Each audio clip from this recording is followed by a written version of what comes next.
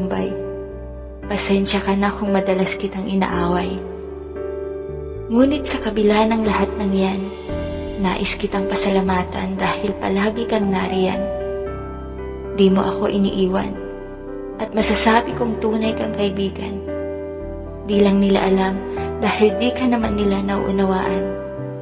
Di nila alam kung gaano kabuti ang iyong kalooban dahil kahit minsan hindi mo ako sinukuan. Mabuti ka kahit sa'yo'y walang nakakaalala. Matatag ka kahit sa laban ng buhay mo, ikaw ay nag-iisa. Marami ka sa pamilya, pero sabi mo sa akin wala kang kasama. At pakiramdam mo, mag-isa kang nakikibaka.